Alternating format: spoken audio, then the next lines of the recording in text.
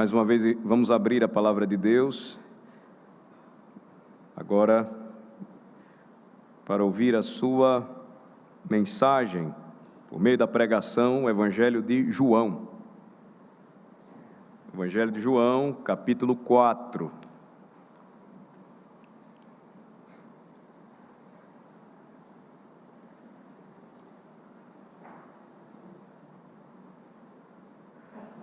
A partir do versículo 7, nós temos refletido sobre esta passagem preciosa do Evangelho de João.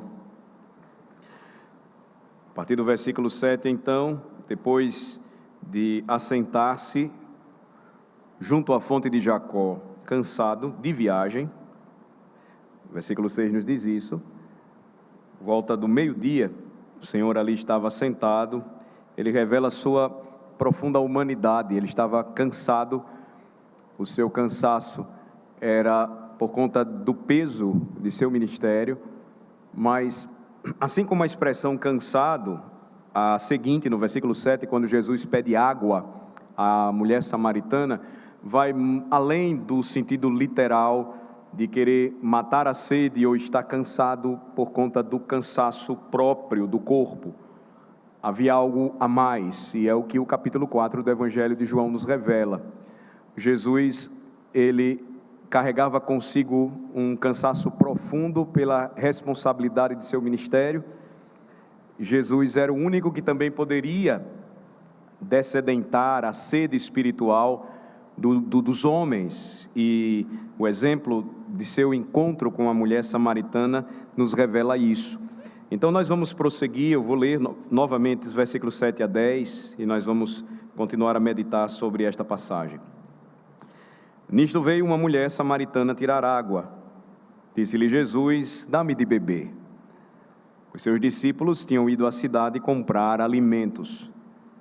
Então lhe disse a mulher samaritana: como sendo tu judeu, pedes de beber a mim, que sou mulher samaritana? Porque os judeus não se dão com os samaritanos. Replicou-lhe Jesus: se conheceras o dom de Deus, e quem é o que te pede, dá-me de beber, tu lhe pedirias, e ele te daria água viva. O versículo 10 já nos aponta que Jesus estava objetivando um encontro transformador para a vida daquela mulher, que ia além da própria sede que o seu corpo sentia, que era comum a todo peregrino que, caminhando pelo deserto na região da Palestina, estivesse sob o sol do meio-dia, escaldante, numa terra muito seca. Quando Jesus disse à mulher samaritana, versículo 7, dá-me de beber, observem que a primeira atitude é tomada por ele é quem toma a iniciativa. A primeira coisa então que ele fez foi pedir a ela esse gole de água, esse copo, por assim dizer, de uma água fria. E este gesto de Jesus e esse pedido que ele fez é considerado o pedido pelo presente mais barato e mais simples deste mundo. Lembre-se do que o Senhor Jesus Cristo falou aos seus discípulos em Mateus capítulo 10 sobre o galardão do copo d'água. Vamos para Mateus capítulo 10, apenas para que a gente faça uma comparação. Lá em Mateus capítulo 10, a partir do versículo 40, lembrem-se, esse trecho aí do Evangelho de Mateus é bem interessante. Jesus, o Senhor da criação e o provedor desta criação, se fez homem, e ele está assentado junto a um poço, o poço de Jacó, famoso, pedindo um copo de água fria. Qual o sentido de tudo isso? Veja, Mateus capítulo 10, a partir do versículo 40. Quem vos recebe a mim, me recebe, e quem me recebe, recebe aquele que me enviou. Quem recebe um profeta no caráter de profeta, receberá o galardão de profeta. Quem recebe um justo no caráter de justo, receberá o galardão de justo. E aí o galardão do copo d'água está aí no versículo 42. E quem dera a beber, ainda que seja um copo de água fria, a um destes pequeninos, por ser este meu discípulo, em verdade vos digo que de modo algum perderá o seu galardão. Observem, tomando essas palavras de Jesus e comparando-as ao capítulo 4 do Evangelho de João, como o Filho de Deus, ele se humilhou. Porque entre os judeus era considerado o cúmulo da degradação, até mesmo estabelecer um diálogo, uma conversa com o povo samaritano. E aí você tem Jesus ali assentado a um poço, na cidade de Sicar, em Samaria, pedindo água para uma mulher samaritana. Para o judeu, estar em dívida com os samaritanos, por algum favor, jamais poderia ser tolerado. Mas o que é que nós encontramos aqui? Nós encontramos o Senhor da glória pedindo um gole de água de um dos piores desta cidade chamada Sicar, uma mulher adúltera, que precisava ir ao poço, pegar água ao meio-dia, como nós já refletimos sobre isso, porque era justamente o horário que ela não iria encontrar ninguém ali pegando água, ninguém ia pegar água sob o sol escaldante do deserto ao meio-dia. Jesus está ali, e aqui nós percebemos, irmãos, como era grande a sua condescendência com os pecadores, como era grande a sua compaixão, que fez com que até mesmo aquela pobre mulher ficasse espantada, maravilhada com a sua atitude. Veja uma outra questão interessante aqui também, que nós devemos observar. Ela ouve as palavras de Jesus no versículo 7, ele diz simplesmente: dá-me de beber. E aqui você tem o ponto de partida para compreender como opera a graça de Deus na vida do homem. A graça de Deus, ela é obra divina, ela vem do alto, ela não pode ser manipulada pelos homens. E aqui você percebe o ponto de partida para a obra divina da graça de Deus que estava para acontecer na vida daquela mulher. É uma palavra simples, é um pedido simples que Jesus Cristo fez para a mulher samaritana, mas traz consigo uma frase profundamente significativa neste evangelho, irmãos.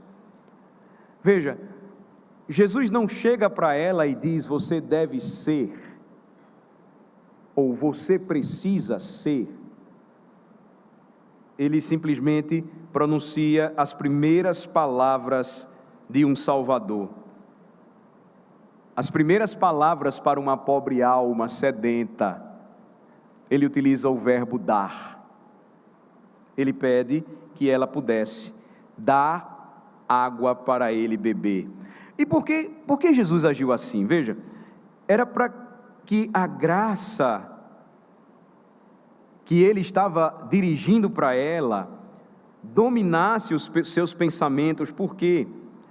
Porque o Salvador estava mostrando a ela, ou dando significado a ela, maior do que o próprio gesto de dar água a um homem sentado ali perto daquele poço, ou ao lado daquele poço. Ele estava se preparando para falar para ela algo que iria além, como eu disse, de simplesmente receber água, no sentido literal. O versículo 10 nos responde: se conheceras o dom de Deus, e quem é o que te pede, quem iria me pedir água seria você, pois eu iria dar a você uma água que dessedentaria a sua sede espiritual para sempre.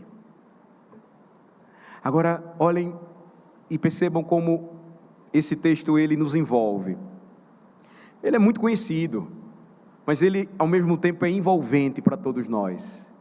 Como é que nós nos aproximamos de Deus ainda hoje? Como é que nós nos achegamos à casa de Deus?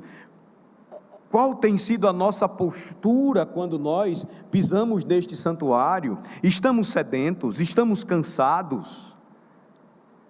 Vocês percebem o contexto? Nós estamos aqui com a consciência de que chegamos para dar algo para Cristo ou para receber algo dele. Isso muda tudo. Isso muda a maneira como nós adoramos a Deus. Isso muda a maneira como nós recebemos a sua palavra. Isso muda a maneira como nós participamos da mesa, comendo e bebendo da mesa do Senhor. Isso muda tudo, a minha consciência. Eu não venho para dar. E esse é um conceito equivocado da parte de muitos crentes. Eu venho sempre para receber.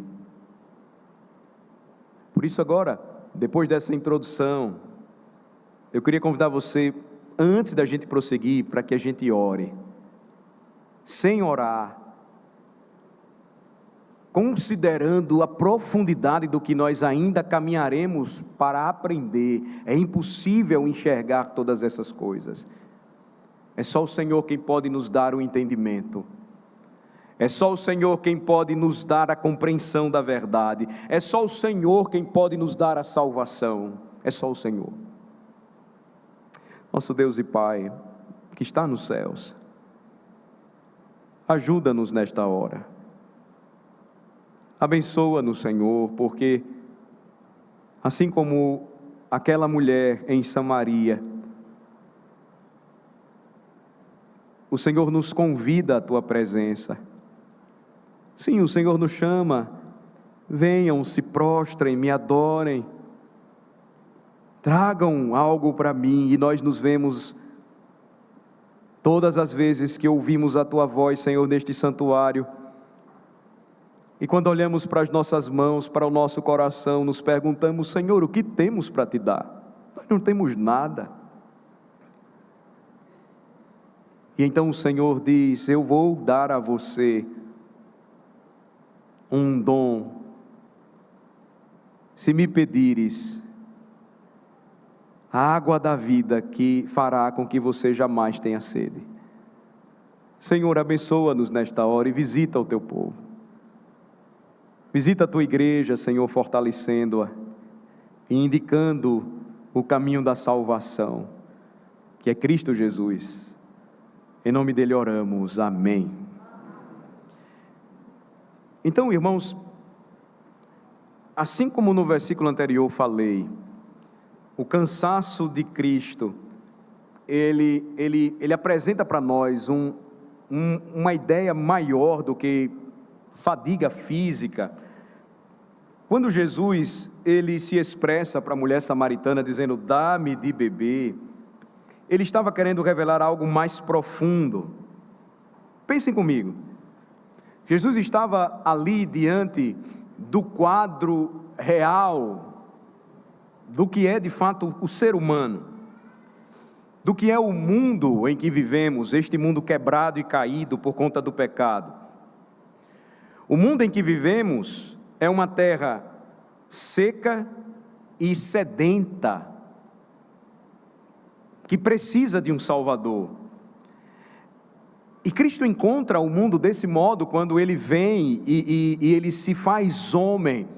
Ele pisa em uma região que descreve de fato a realidade do que é o mundo sem Deus. Terra seca, sedenta por um Salvador. Ele está ali como um único refrigério para pecadores, e o único refrigério para o seu ministério, estando cansado, era ministrar também graça para pecadores. Era o refrigério da alma dele, ministrar aos pobres pecadores necessitados, e receber deles em troca alegria, gratidão e fé. O que é que nós oferecemos a Deus? Talvez você se pergunte, pastor, será que nós não oferecemos nada ao Senhor? Sim, Ele se agrada da nossa gratidão. A gratidão é fruto de algo que recebemos sem merecer, um presente, um dom. Ele se alegra quando nós manifestamos fé nele, em sua palavra, e alegria por sua salvação. Isso se confirma na sequência do capítulo 4, observem, pois quando os discípulos eles vão voltar, E lembrem-se, no versículo 8 diz que eles tinham saído, eles foram até a cidade para comprar comida, comprar alimentos. Eles vão pedir ao Senhor que pudesse comer alguma coisa. Lembrem-se lá no versículo 31, andando um pouquinho mais aí. Nesse íntere, os discípulos lhe rogavam, dizendo: Mestre, come. Mas ele lhes disse: uma comida tenho para comer, que vós não conheceis. Então os discípulos, quando voltaram, imploraram para que Jesus comesse. Ele então vai lembrar que o alimento que ele tinha para comer, eles não conheciam. Quando ele disse à mulher samaritana: dá-me de beber, ele estava também satisfazendo a sua própria alma, pois o seu refrigério, o que trazia frescor para a alma do nosso Redentor, era fazer a vontade de Deus, pois ele veio para fazer a vontade do Pai, e a vontade do Pai é que ele manifestasse a sua graça para os pecadores. Então, como poderia aquela mulher, notem, sendo uma pobre pecadora, desprezada, cega espiritualmente, dar alguma coisa para Jesus? Ela não podia fazer isso. E aí notem, ao mesmo tempo, que isso provocou em sua alma uma réplica, uma resposta à pergunta de Jesus com outra pergunta. Vejam o versículo 9: como sendo tu judeu, pedes de beber a mim, que sou mulher samaritana?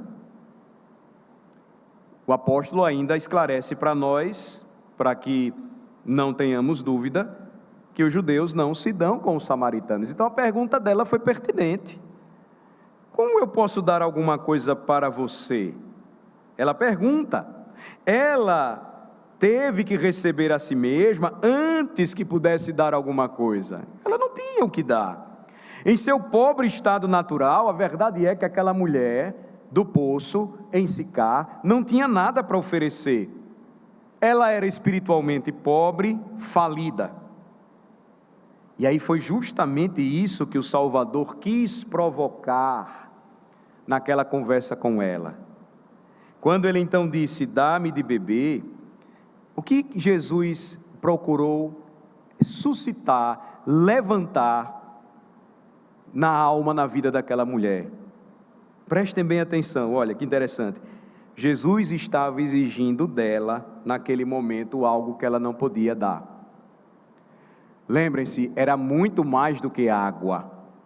O fluxo do texto, a sequência do texto vai mostrar onde a conversa vai desembocar. Jesus estava então, em outras palavras, colocando frente a frente aquela mulher com o seu desamparo moral, espiritual.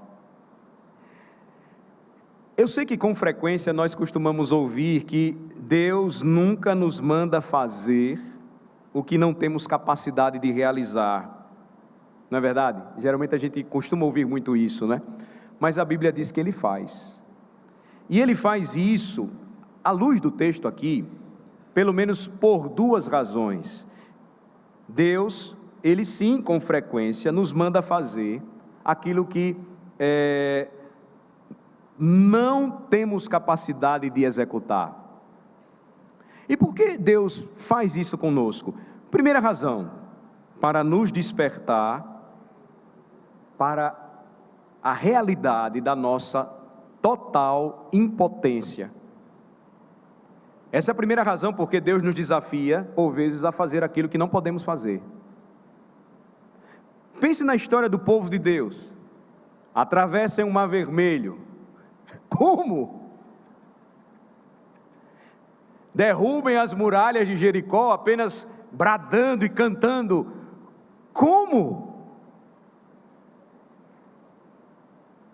Deus frequentemente revela a nossa impotência total quando Ele nos ordena fazer aquilo que não conseguimos executar. Segunda razão, Ele faz isso para que então busquemos dEle a graça e a força que precisamos para fazer o que é agradável aos seus olhos. Primeiro, ele desperta a nossa total impotência.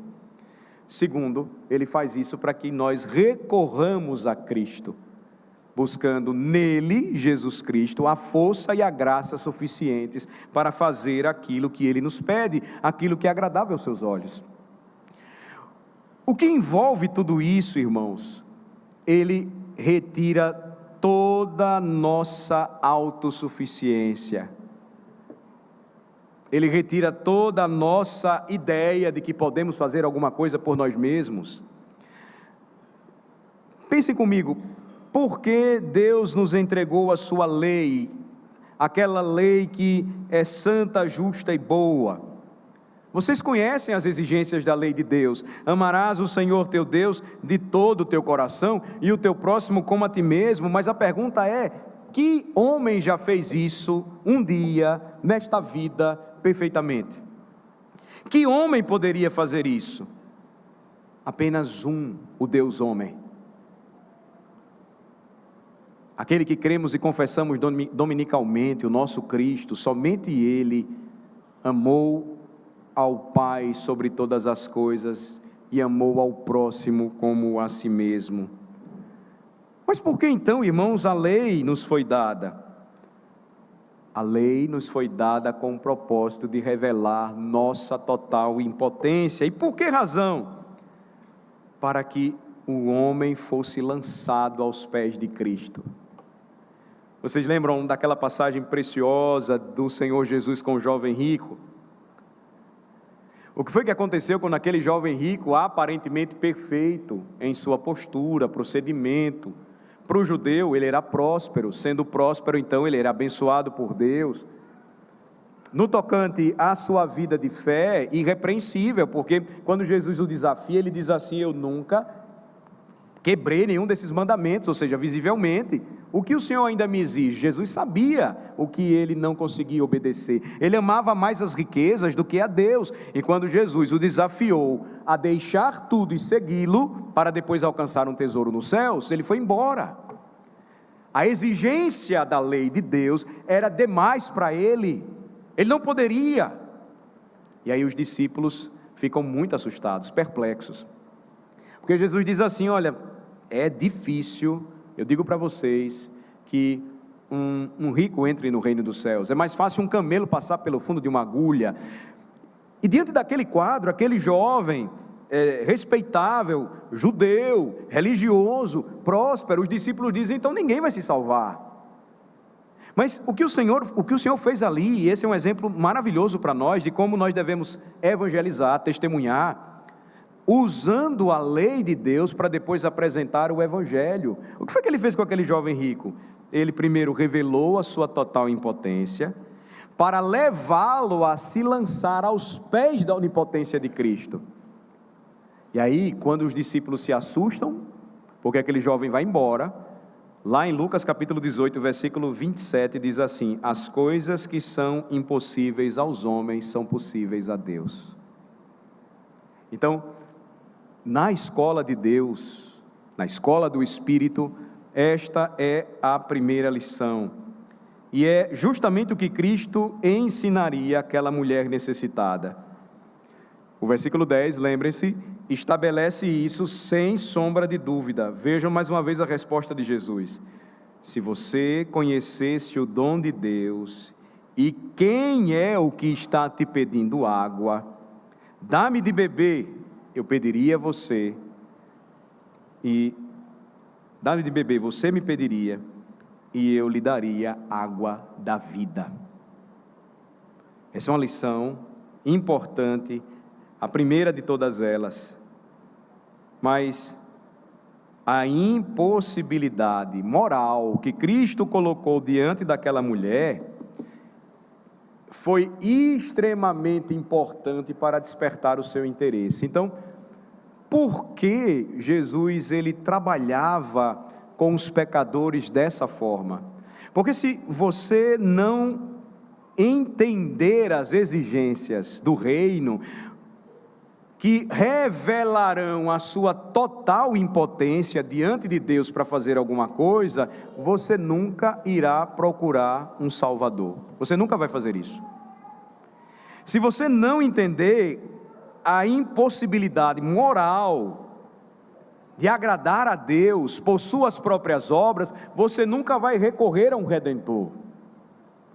Por isso que a grande falha hoje do movimento evangélico é pregar um Cristo sem cruz, que desafia os pecadores a tomarem a sua cruz, negando-se a si mesmo e a segui-lo. Quantas lições, irmãos, nós temos a aprender estudando apenas o capítulo 4 do Evangelho de João. Este Evangelho ainda nos lembra que não foi mera coincidência a razão porque no versículo 8, os discípulos foram até a cidade comprar alimento. Cristo providenciou tudo isso. Cristo desejava ficar a sós com aquela mulher samaritana. Cristo desejava ficar a sós consigo mesmo naquele momento para recebê-la.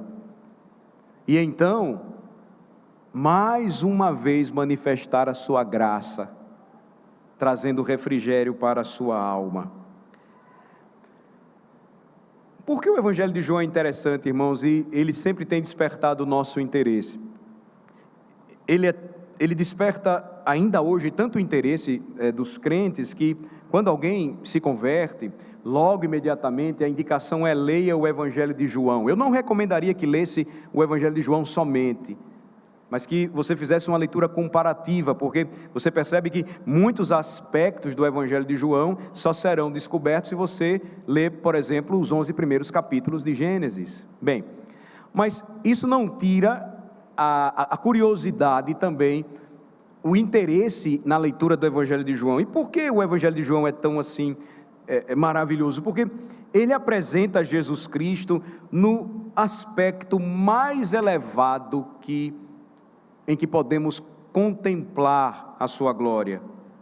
Mas como isso? Veja, como é que João revela a Cristo em seu Evangelho? Como o Deus que se fez carne. O Deus manifestado em carne. Ele também o apresenta como o Verbo eterno, como o Criador de todas as coisas, como o revelador do Pai, aquele que veio revelar o Pai. Entretanto, vejam como é interessante esse Evangelho. Dentre os 4 Evangelhos, não há nenhum em que a pessoa gloriosa de Jesus seja vista com tanta frequência, sozinha com pecadores, como o Evangelho de João. Ao mesmo tempo em que ele é revelado glorioso, o Verbo que era Deus estava com Deus, que sustenta todas as coisas, aquele que veio revelar o Pai e manifestar a sua glória, o Deus conosco. João é o Evangelho que mais descreve o ministério de Jesus, por meio das suas narrativas, sozinho com pecadores. E certamente há um propósito divino em tudo isso.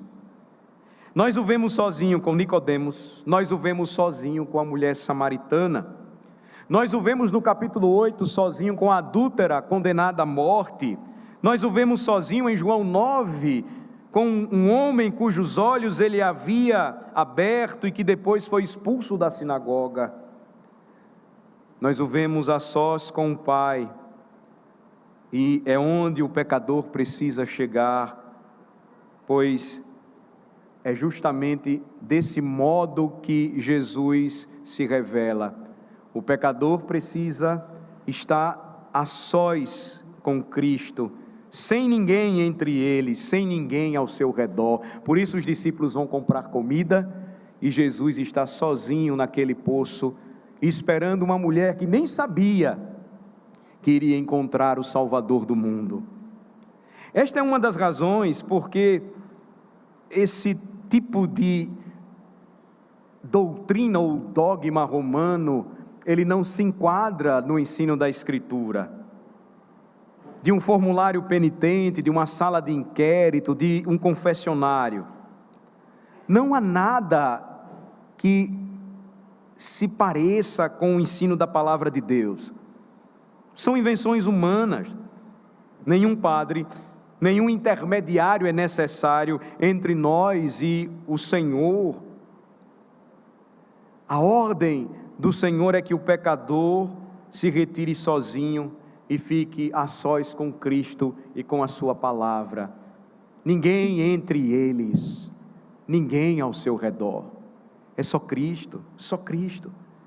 Por isso os discípulos, eles saem, como eu disse.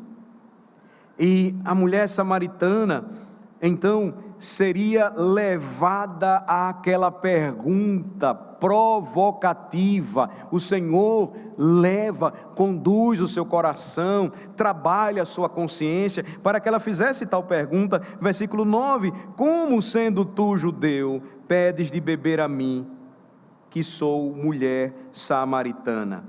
O pedido do Senhor Jesus surpreendeu aquela mulher. Ela conhecia a extrema antipatia dos judeus para com o seu povo.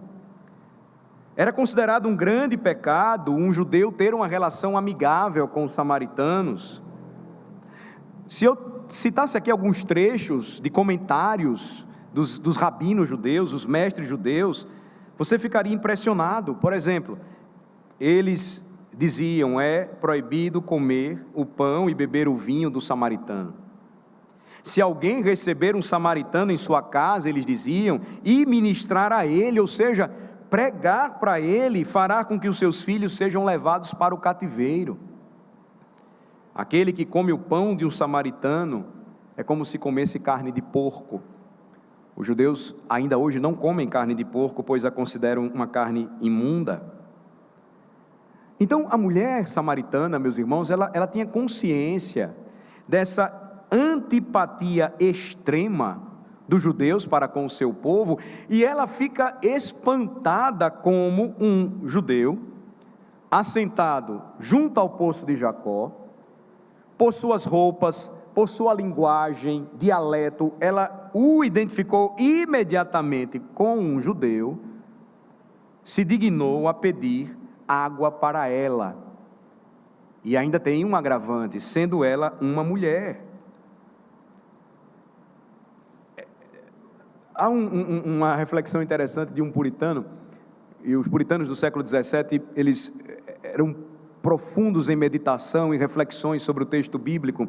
O Jeremy Taylor, ele comenta esse versículo dizendo o seguinte: pouco ela pensava das glórias daquele que estava sentado diante dela.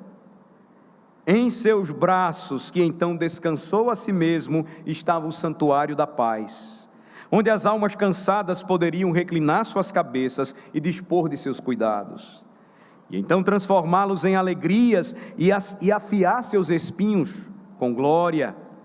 E daquela língua sagrada que estava ressequida pelo calor, deveria fluir riachos da doutrina celestial, que deveriam regar todo o mundo e transformar os desertos em um paraíso. Ela não sabia quem estava ali sentado junto àquele poço, mas ela estava prestes a descobrir. Então ela se espanta, e vocês lembram, eu apresentei alguns contrastes entre o encontro de Nicodemos com Jesus e o encontro de Jesus com a mulher samaritana. Mas existe um ponto aqui importante que nos chama a atenção, pois estabelece tanto no capítulo 3 como no capítulo 4, lembre-se, no capítulo 3 você tem o diálogo de Jesus com Nicodemos, no capítulo 4 de Jesus com a mulher samaritana. Existe um ponto importante entre esses dois diálogos que estabelece uma analogia. Que analogia é essa? Que deve nos chamar a atenção. A primeira palavra proferida por Nicodemos, em resposta às declarações iniciais do Salvador, foi esta. Vamos para o capítulo 3, versículo 4, por favor. Perguntou-lhe Nicodemos: como pode um homem nascer sendo velho? Na mulher samaritana, versículo 9, capítulo 4, então lhe disse a mulher samaritana: como, sendo tu judeu, pedes de beber a mim, que sou mulher samaritana? A primeira palavra de Nicodemos, a primeira palavra dessa mulher, em resposta ao pedido de Jesus Cristo, foi: como? Nunca despreze nenhuma vírgula da Bíblia. Nunca. Veja a analogia, percebam a importante comparação. Ambos, Nicodemos e a mulher samaritana, enfrentaram as palavras do Salvador com uma cética expressão, ou seja, uma expressão incrédula, sem qualquer fé. Como? Sim, havia muitos pontos de diferença entre eles, mas vocês percebem que, em particular, os pecadores concordam com esta expressão. Em seu trato com Nicodemos, Cristo manifestou-se como a verdade. Aqui, em João 4, nós contemplamos a graça que veio por meio de Cristo, verdade para quebrar os preconceitos religiosos de um fariseu orgulhoso e graça para satisfazer a profunda necessidade de uma mulher adúltera. Mas como eles respondem ao Redentor? Como? E assim caminha, meus irmãos, ainda hoje a humanidade sem Deus, cheia de comos.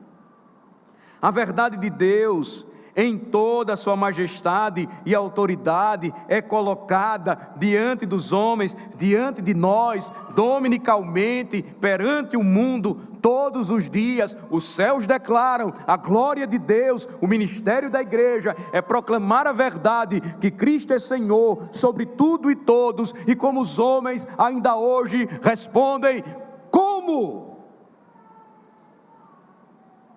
A graça de Deus em toda a sua doçura e ternura é revelada constantemente diante de nós, e respondemos constantemente apenas com uma expressão única, mas ao mesmo tempo incrédula: como?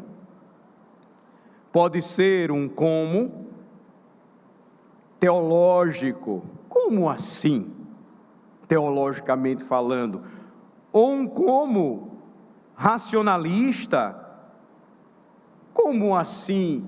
Eu não consigo encontrar lógica no fato de que um homem morre e ressuscita dos mortos ao terceiro dia, anda sobre as águas, dá vista aos cegos, faz paralíticos andarem, surdos enxergarem, expulsa demônios, transforma água em vinho. Como? Não importa, meus amados irmãos, de que maneira esses comos sejam apresentados como respostas incrédulas dos homens do nosso tempo, o que importa é que o pobre coração humano sempre irá raciocinar em vez de crer na verdade e receber de uma vez por todas a graça de Deus. A vontade é ativa e, portanto, embora a consciência possa estar pouco à vontade e o coração insatisfeito consigo mesmo e com tudo ao seu redor, ainda assim o incrédulo como apresentado pelos homens sempre irá aparecer de uma forma ou de outra. Se eu pudesse ser mais claro para vocês, são sempre as nossas falsas justificativas para resistir à graça de Deus e não crer de todo o coração no fato real de que Jesus Cristo é Senhor e Salvador. Nicodemos disse: como pode um homem nascer, mesmo já sendo velho? A mulher samaritana, ela disse: como podes pedir água a mim para beber? Ainda hoje ocorre a mesma coisa conosco, com os homens no mundo moderno. Quando a palavra de Deus nos declara a total inutilidade da natureza, O coração, em vez de se curvar ao que está revelado na Bíblia, começa a apresentar os seus raciocínios sujos, cheios de questionamentos, quando a mesma verdade apresenta a graça ilimitada de Deus e a salvação gratuita que está em Cristo Jesus. O coração, em vez de receber a graça e se alegrar na salvação que vem do Senhor, começa a raciocinar sobre como isso pode acontecer. O fato real, meus irmãos, é que o coração do homem está fechado para Deus, está fechado e inimigo da sua palavra, da sua verdade, está contra a graça que o Senhor oferece para transformar o seu coração.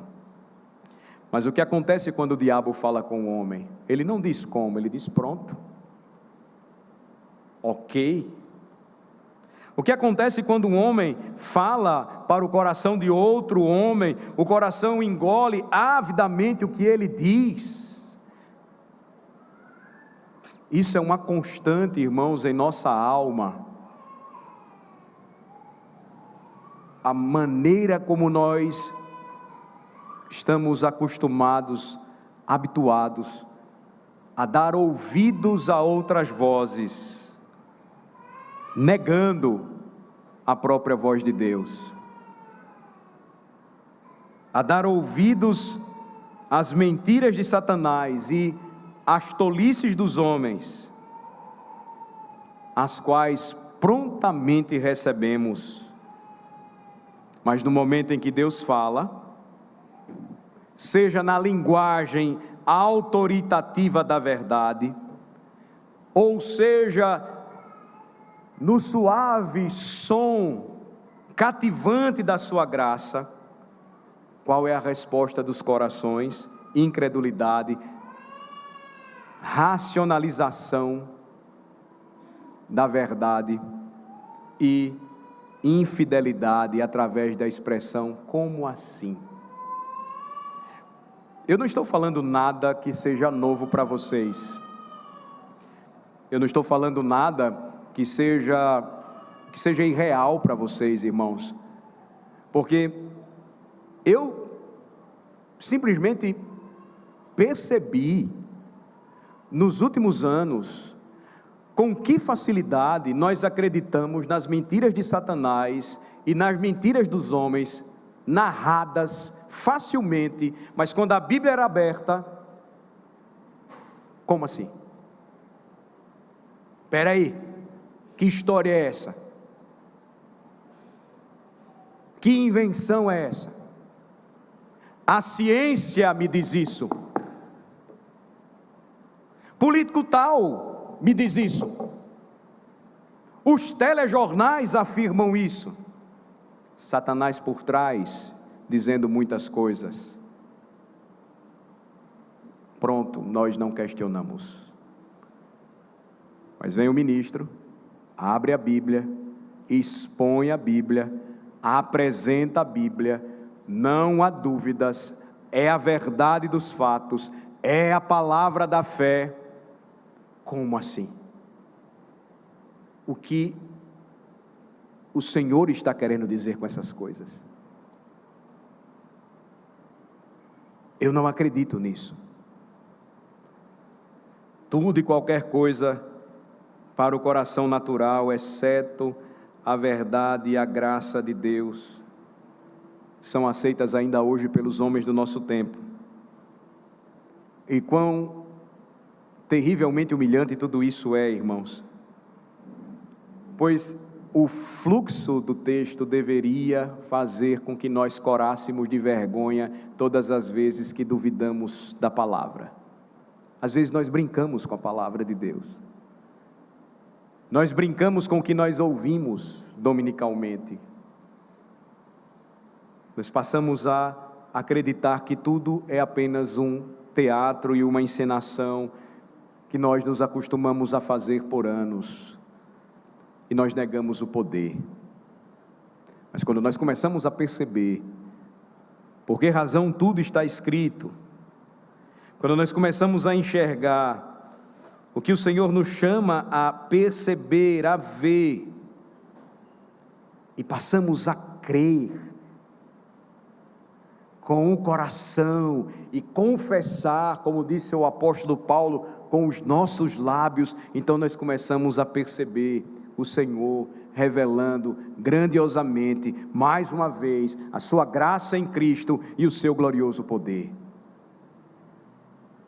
Mas enquanto estivermos presos aos comos e porquês, nós não sairemos disso. Eu encerro e, se Deus permitir, continuaremos a estudar o capítulo 4 ainda. Nós temos aprendido bastante com as palavras de Ezequiel 16 na liturgia de hoje, as palavras finais de Ezequiel, nos versículos 62 e 63. Como isso deve nos fazer prestar atenção às solenes palavras de Deus por meio da boca do profeta Ezequiel. Estabelecerei a minha aliança contigo e saberás que eu sou o Senhor, para que te lembres e te envergonhes, e nunca mais fale a tua boca soberbamente. Como? Por causa do teu opróbrio. Como assim? Diz a palavra de Deus.